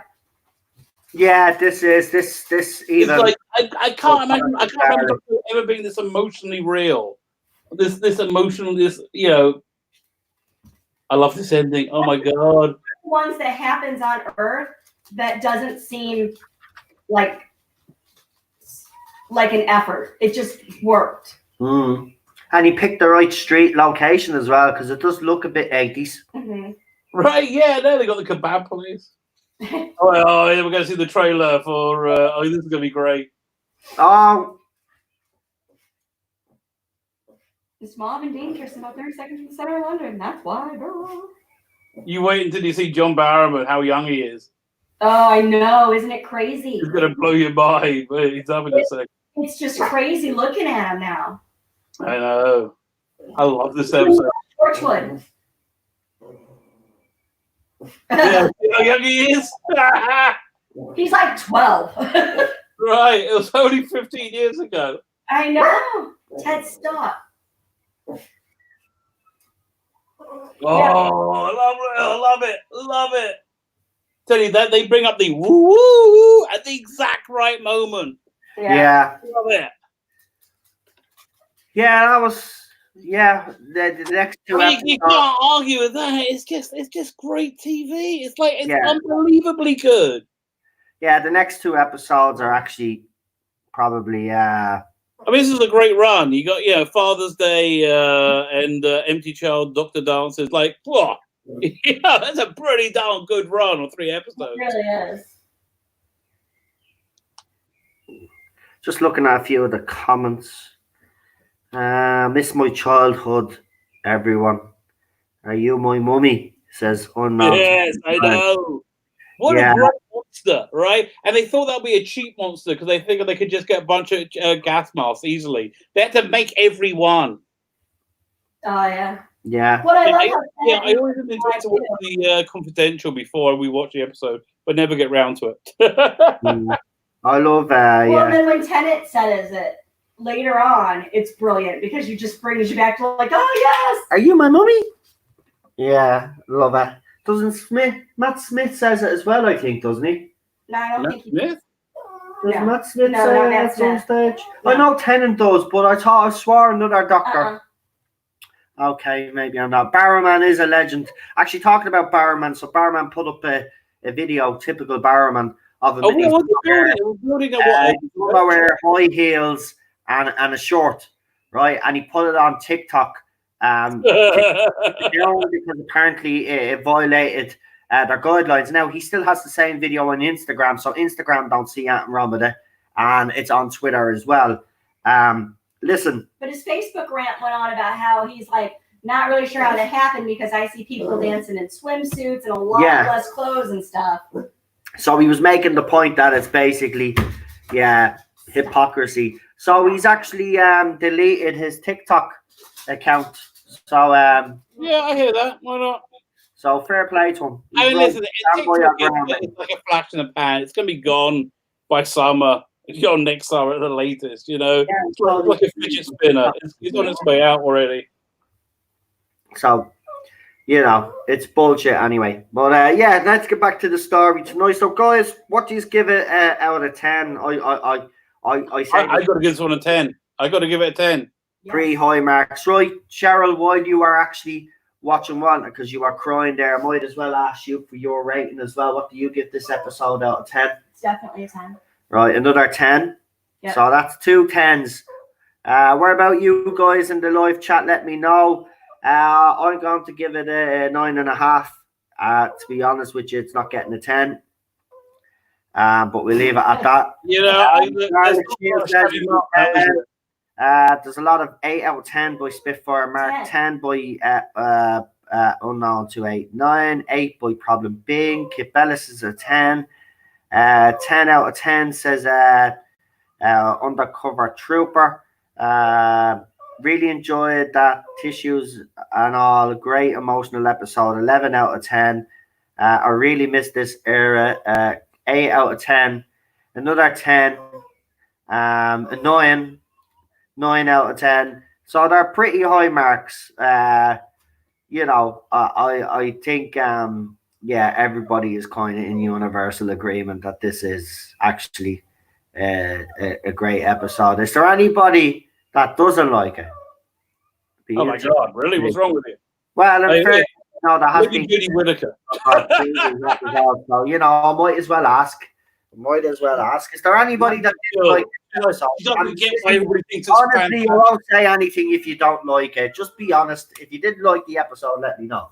And tell us why, actually, because be interested to hear your point of view of why you didn't like it. You know? Like Mandy Gill can't understand why this is more well liked than Can You Hear Me? Is that the name of that episode with all the ears and the fingers? Yeah. The one can't work out why Father's Day is more well regarded. Of course it is. Because we're racist. That's why. It's because we're racist. You don't know that you're racist, but you're racist. Yeah, apparently so, yeah. That's why you like Father's Day better. Because you like all the white people in it. Think they're crazy. I'm telling you, there's so many crazy people around. But that's how they think. I know. Spitfire Mark 1 Egg says better than I remember it, to be honest. Me too. Me too. Yes. This is the thing, and I said this though, because we've been getting pretty mediocre Doctor Who, let's say. Yeah, they really for a few years. When we go back and watch things like this is what I'm saying, right? And I don't want to get back into a whole argument about the classic tweet-alongs, but this is another reason why I don't think they do really want to do one. Trust me, there's a lot of fans that want these classic tweet-alongs, and I think what would happen is it'd be embarrassing for the BBC because they would trend. So you know what we got to do? We got to have a tweet-along on Christmas Day because they're not doing the episode then. We'll do it on Tuesday and have that one go massive somehow. Yeah. Would that be incredible? Kip Ellis, though, has probably the best comment in here so far. He says, "Well, single mingle when this came out. Watching it now, I'm a father of 3 girls, gave it even more meaning tonight." Exactly. Yes. Really, being a parent. That's what I said. It's a very humanized episode, if that makes sense to you guys, if you know what I mean, for a Doctor Who story. But this is the cleverness of the showrunner and the people. Let's not dismiss this is a vastly superior story. You know, he surrounded himself with superior writers. He's well, a good team, let's just say. A team that at the time cared really deeply about the show and wanted to put out the best Doctor Who that they could put out. And it shows, some of the episodes, let's be honest, Jordan RTD's run, don't always hit. But there's one thing we can never question is his sincerity to he gave it his all every single time. Every swing was like he wanted it to be a hit. There was no like it doesn't matter. Yeah. And if it didn't quite pull off, fine. We all knew that respect the effort. Yeah, exactly. The next week's episode would probably be epic and we'd all forget about it. You know what I mean? But those episodes wouldn't be as bad as such. It was just there'd be some things in it that we wouldn't like, and that's fair enough. And RTD understood that as well at the time as well. I think out of all the showrunners that we've had for New Who, I think he has been the one that has been the most open with fans. Especially listen. Yeah, anything with the run up of Doctor Who when it was in 2005, and you watch all the interviews with Russell T Davis, right? And Rabbi has probably seen every single one of them as well. The enthusiasm, the love that even the Julie bleeding Julie Gardner, is her name or wherever her name is, the other producer that he had, like all of them, listen to their interviews. Oh my God, and smiles constantly on their faces. Right. And again, when they did this, when they were making this, they had no idea if it was going to work.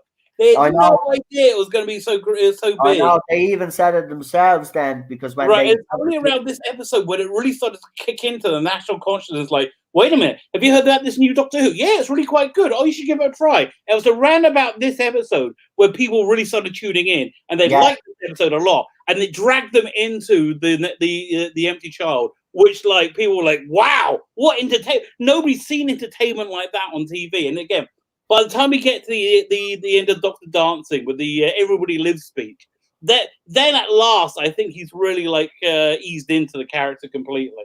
He's completely inhabited the role by that point. Yeah. You can feel the passion. You're right.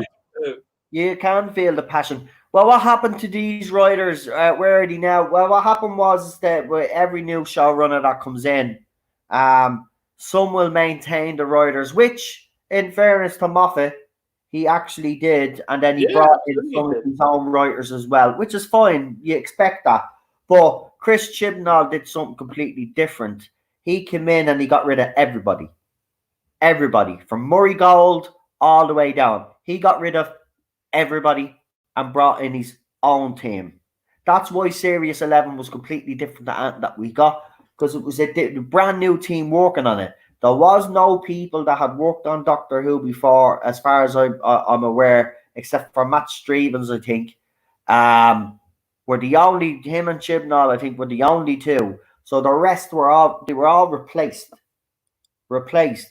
He got rid of every single one. He didn't maintain any of Moffat's. Yeah, it's not like it worked out well now, is it? No, it hasn't. But maybe that's what should happen.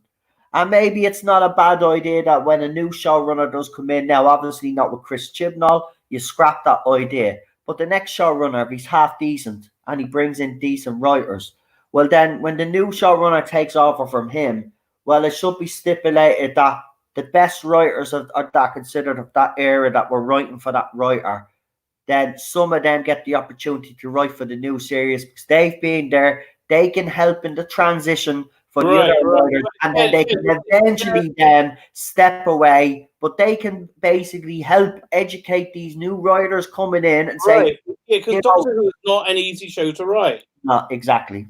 It's not a show that anybody can write, and it's a show that I think now more than ever before you really need to have a passion for it. I mean, like I think back in the day, like Robert Holmes had an affection for it.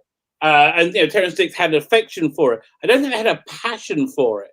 Like now, people have to have a real passion for it. Which, again, I think that this latest batch have clearly not. Although it's so weird because Pete Mattick, I seen him being interviewed. He seems like he likes Doctor Who and he knows it and he's into it. Maybe they're really not talented. Maybe they're just giving it their best and they're just not very good.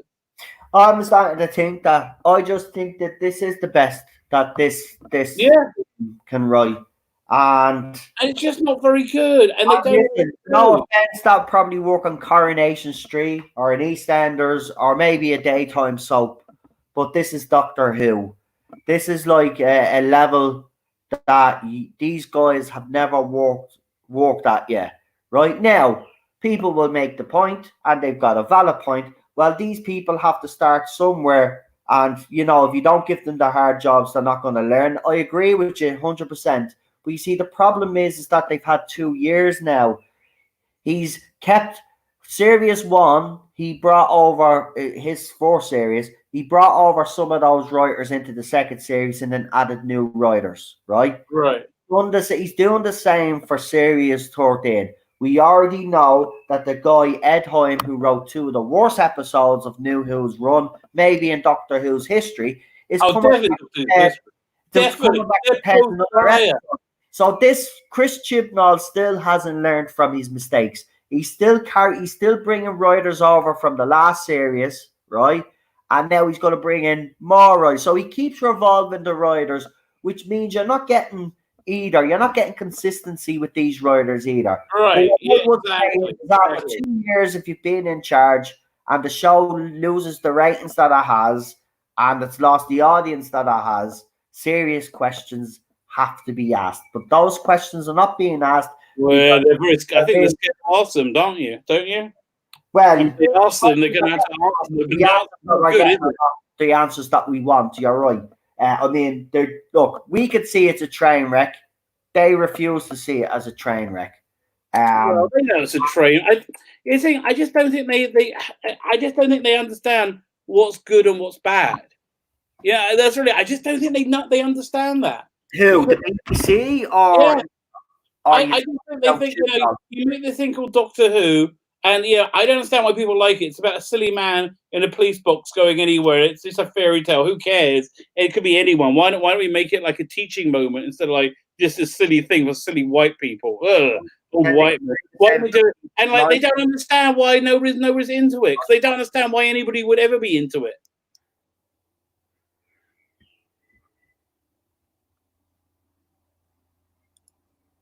You still there? I'm still here. Yeah,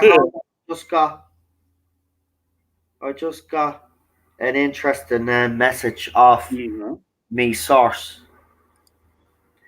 So let me read it. Oh, I like a bit of sauce. Well, Daniel, thank you for making me a mod on your group. I don't know what that means exactly, but thank you, and I will research it and find out, and I will live up to my modly responsibilities, whatever they may be, which I hope aren't too severe at this point. Right. So it looks like she's probably listening to me stream actually. But apparently the assistant editor of Doctor Who magazine, as I said, who Emily Cook is, right, seems to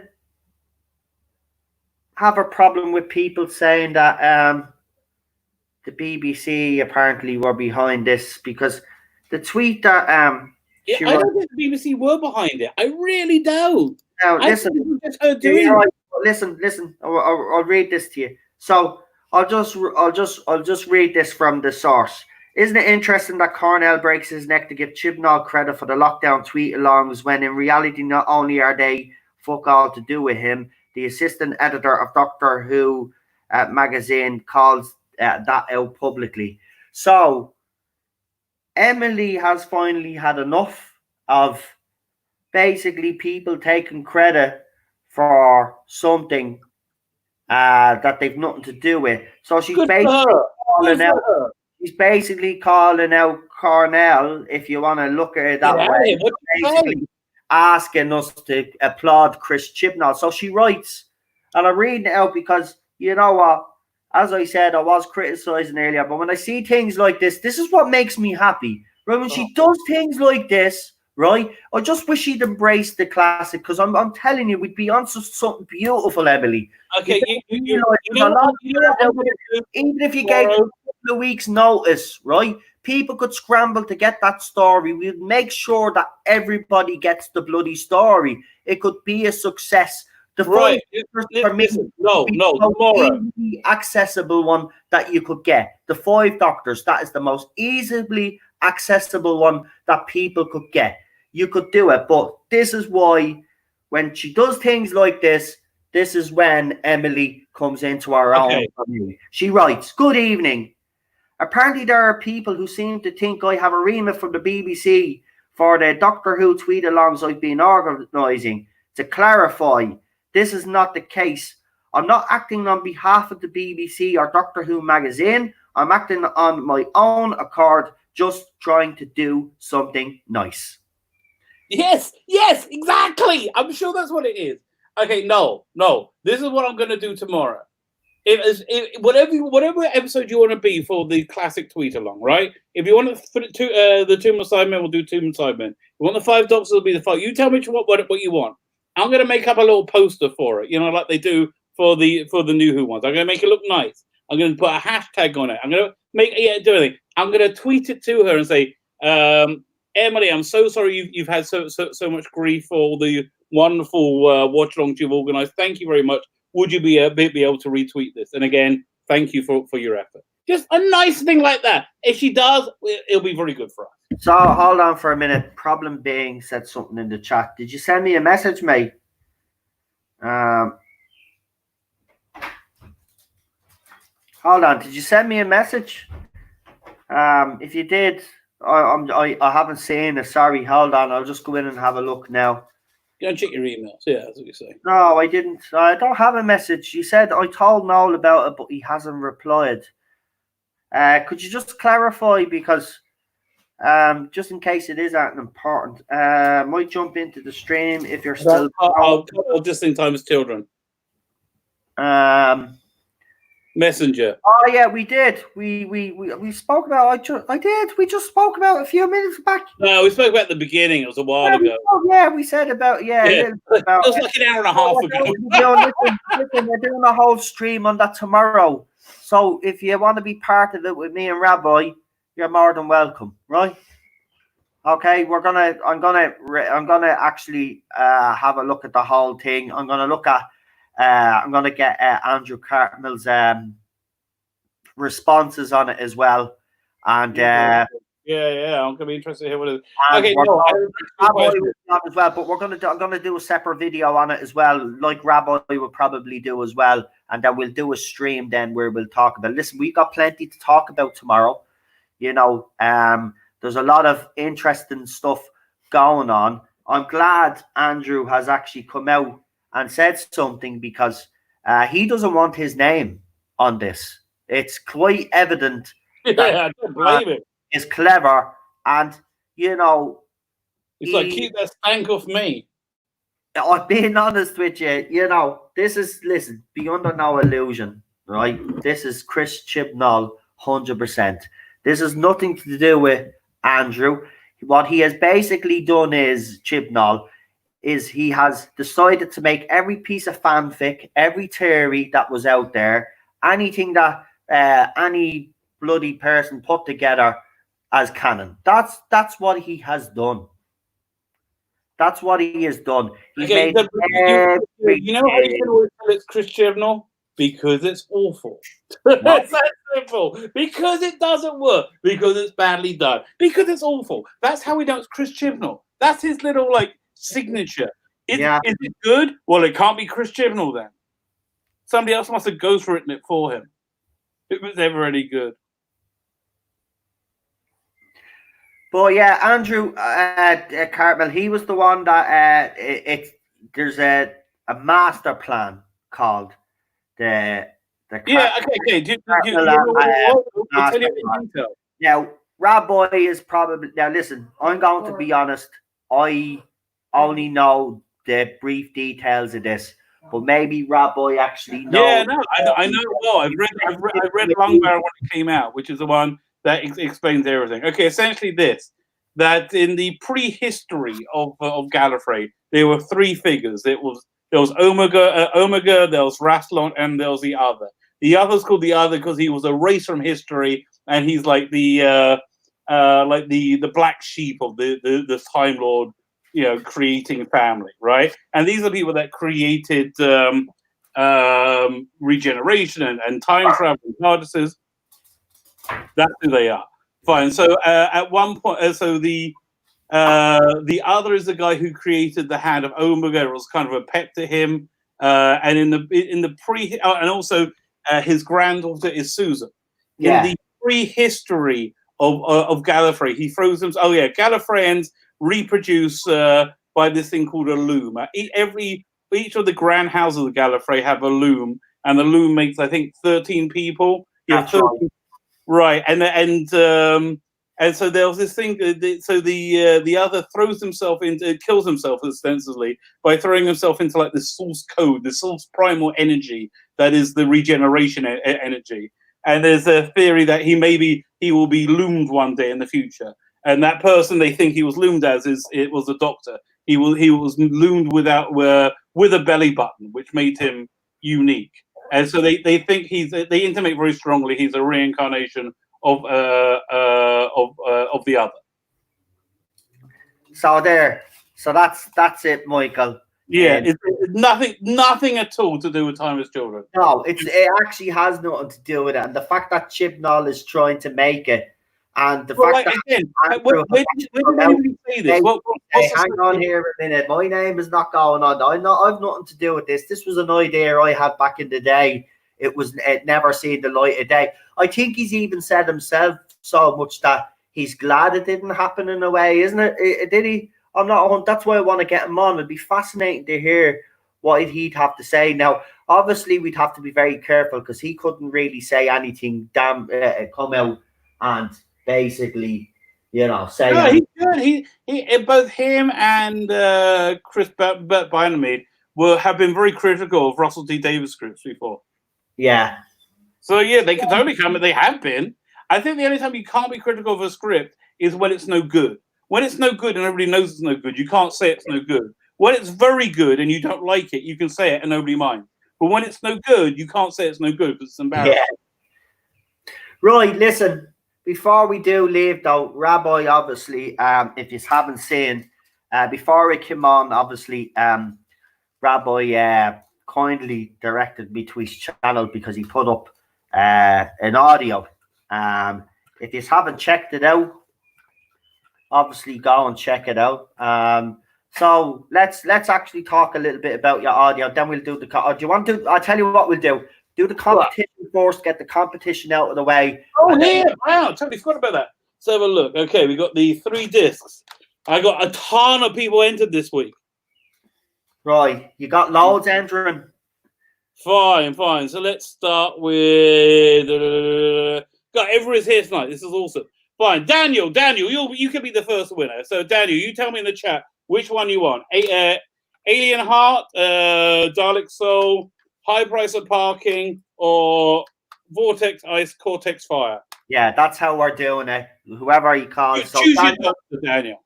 You get was it 5, 6, or 7? You tell me which doctor you'd rather, and then we'll do the next one. Yeah, he'll answer straight away anyway. But that's good. Oh my God, that was so much work doing editing it together. Also, the first time I've ever done it. It came out really well. Dalek, he wants the Dalek one. Soul. Daniel, you're down for Dalek Soul. I better write this down in a minute. Otherwise I'm going to be in trouble. Write it down now. Go on, take your time, man. Don't rush it. Once we get everybody done, then we can talk about your audio. Okay. Number 2. Let's see. I got to pick somebody in the chat this time because they got to answer. But everybody's here, so let's go for. He's not there. No, not there. It's wasn't him. Michael Richardson. Yeah, Michael Richardson. Yes, you are the next lucky winner. Which one would you like? High Price of Parking or Vortex X Cortex Fire? Is it 6 or 7?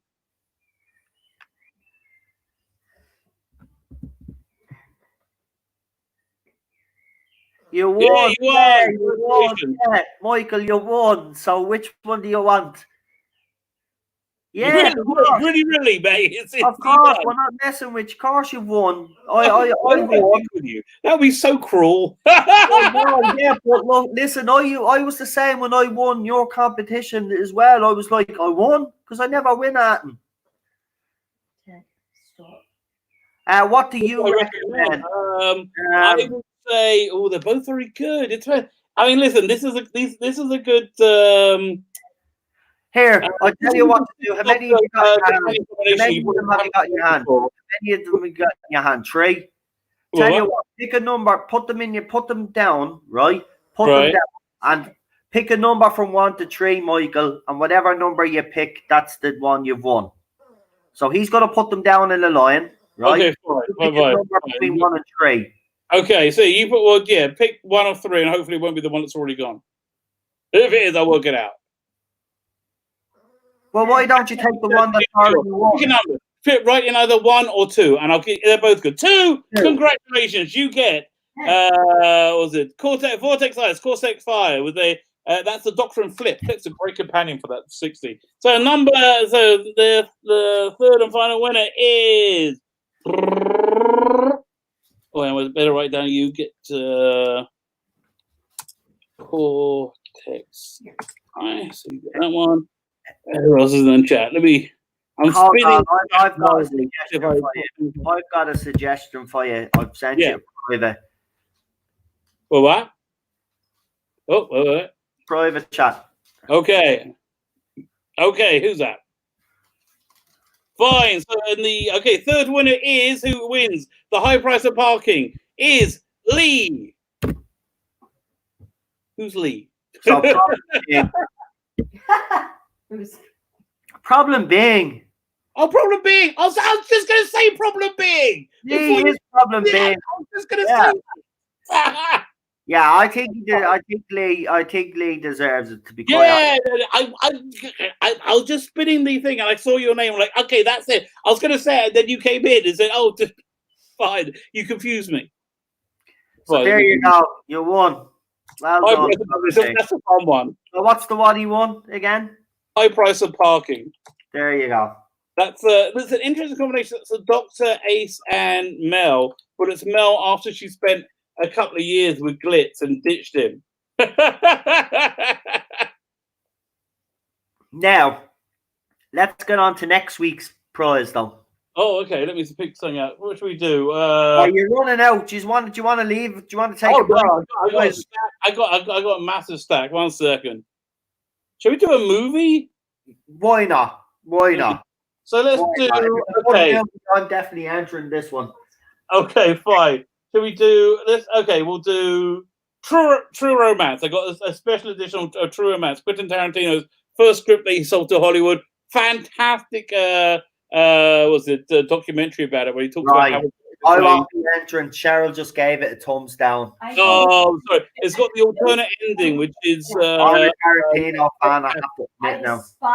Actually, I'll ask you, Rabbi, what's your favorite Tarantino movie?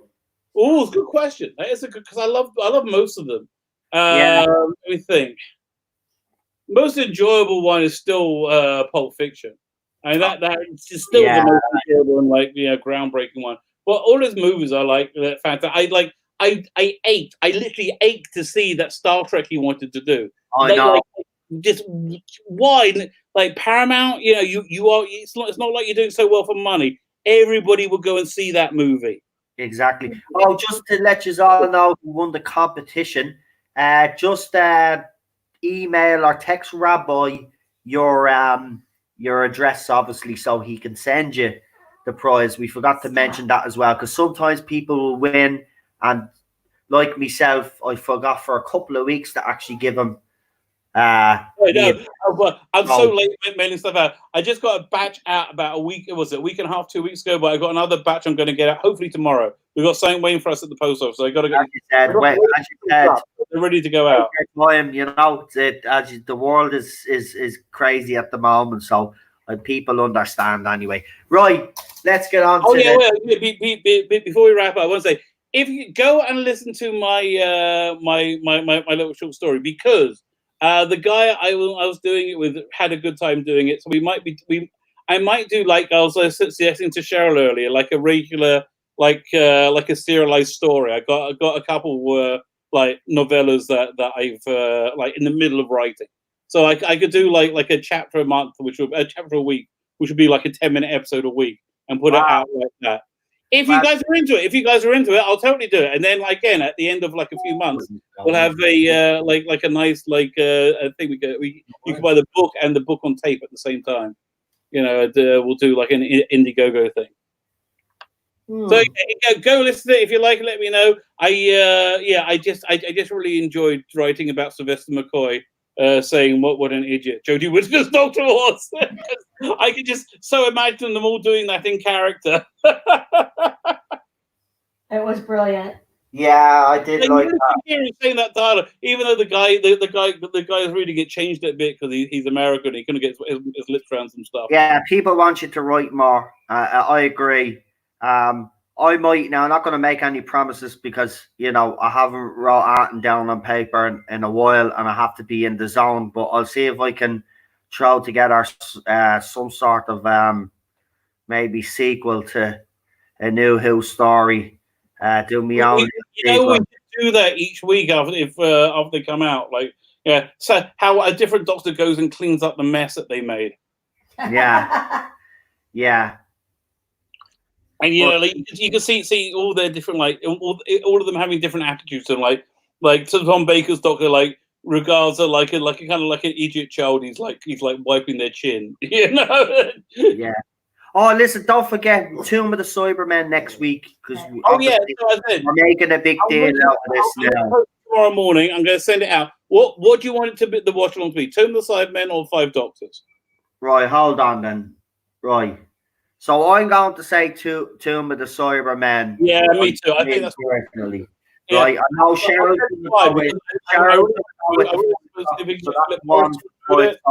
So me and Rabbi are both Tomb of the Cybermen. Cheryl is the 5 Doctors. Have you ever seen Tomb? These up, so we've got 4 now for Tomb. Any more? No, I think it's got to be Tomb. Tomb is the right one. Has she ever seen Tomb? You did. Which doctor? Tomb of the Cybermen's Patrick Troughton. No. Okay, you got to join. I'm telling you, it's got cinematic quality. When I say it's like a 1960s movie, it feels like it. It's so impressive. I'm telling you, you will really be impressed with that one. This is it. That's a story that when Matt Smith went back and he watched the different Doctors, that's the story that Matt Smith got his portrayal of the Doctor from, and you can really see the genesis of that. So if you're a newbie, it's really worth it. That's why I think Tomb's a really good one to try and get new people in with, because it's such a great one that people aren't expecting to be great. Right. Well, it looks like it's Tomb. Fine. I think the reason why people haven't picked the 5 Doctors is we've seen it so many times.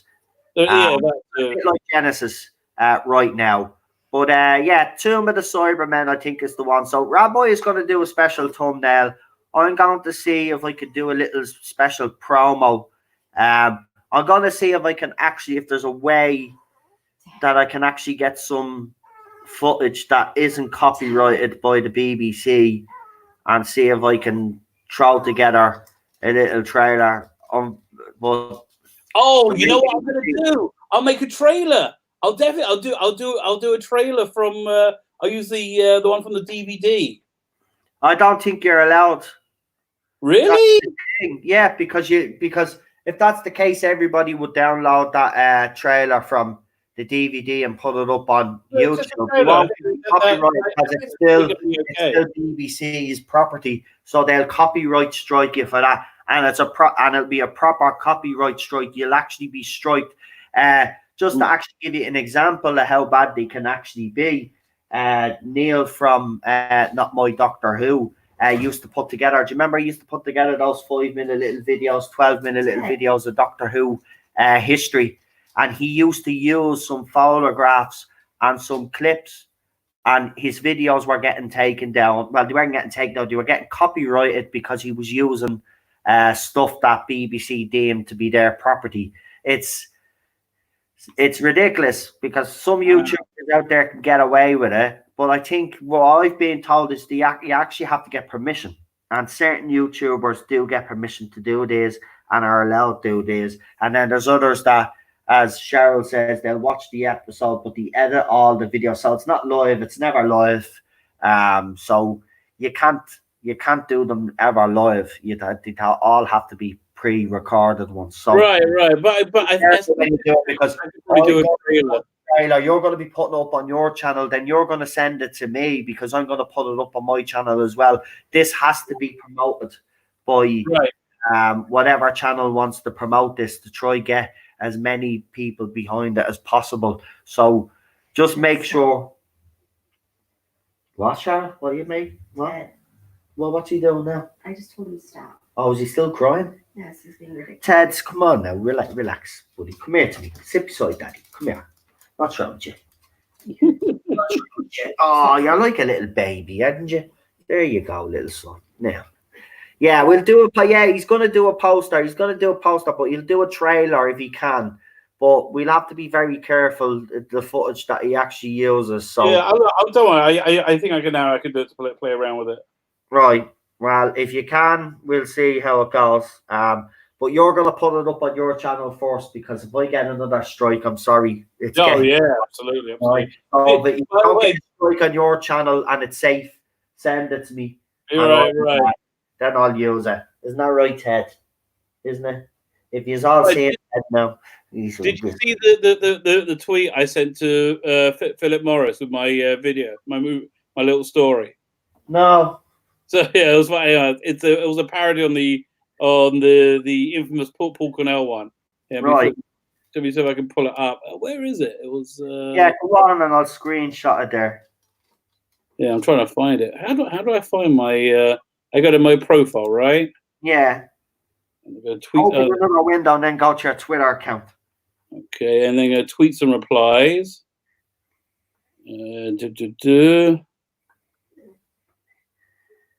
I can't dance. I can't sing. Oh, there, it's fine. So now I'll share the window. Yep. Bum, bum, bum, bum. Chrome tab. We will do there the Daleks, Bobby D French. What we've decided to do is do this, right? We're gonna do each week. We're gonna rotate from a classic Dalek story to a Cyberman story. So we did Destiny of the Daleks last night. So we're gonna do Tomb of the Cybermen next week, or we might get it done a little bit. We'll see. Whenever me and Rabbi have, we have the time to do it, we'll get it done.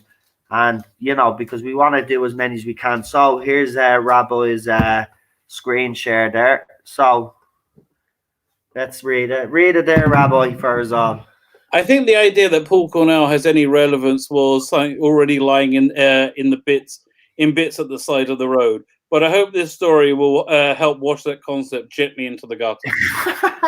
I'm sorry. Yeah. I thought you'd like that. So that's why I wanted to show you. Yeah, that's hilarious. And then I have watched. Yeah, brilliant. Man. I thought you'd like that. Yes, exactly. Okay, I think with that, it's time for me to climb the wooden hill to Bedfordshire.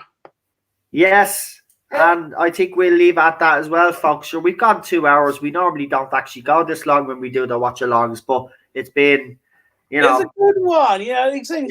That's the strength of good Doctor Who. It will even pierce through terrible people. That's it. So really? Now it's the guy. Get you our gas. If I get me camera working again, I will put me gas mask on for you. I have a gas mask. Hello. So, oh my God, the dog is literally gone crazy on me wife. Hi. It's because I say hello. Right, Rabbi. All right, fine. I'm going to say before you leave, just real quickly, Arton, up and coming on your channel before you leave. I have no idea what's up and coming on my channel right now. I couldn't work it out. Will be here with me tomorrow anyway, because we will be having a good old rant at all the stupidity that's being going on. I got a review of the new Colin Baker Big Finish. I just finished that today. And if I tell you, if I finish the countermeasures one tomorrow, I'll do a review of that.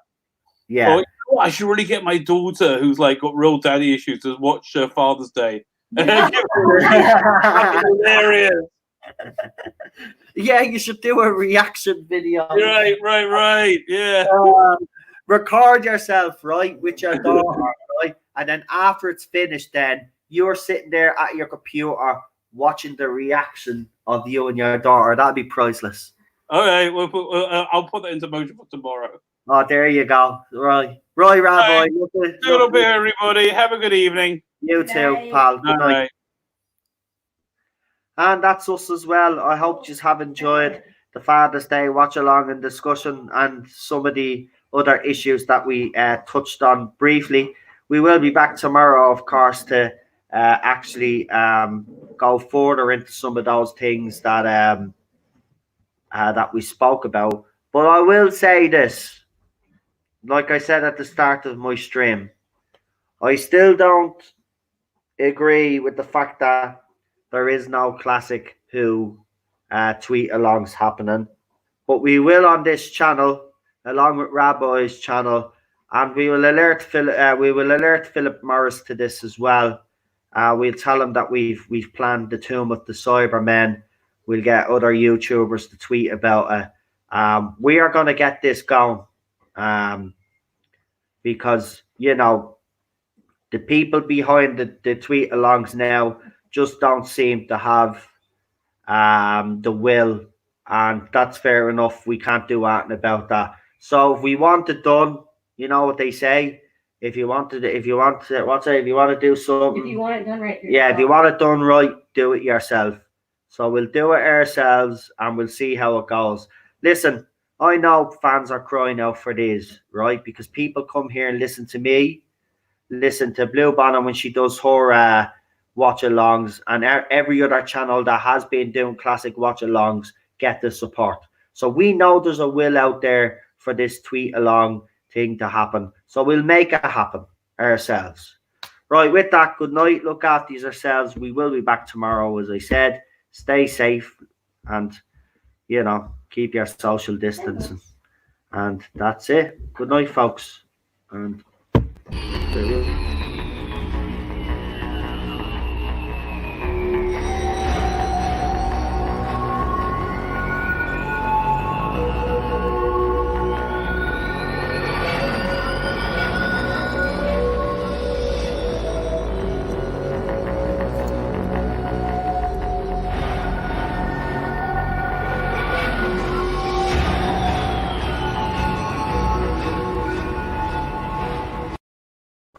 Oh, and I just forgot to add, sorry, because I always do. I just want to thank everybody that has contributed in the chat. And I want to thank all my moderators who have kept the chat. Well, you haven't had to really do anything because when we do these classic tweet-alongs, the fans are well behaved. But thank you for all the hard work that you do. Listen, good night, folks. Talk to you tomorrow.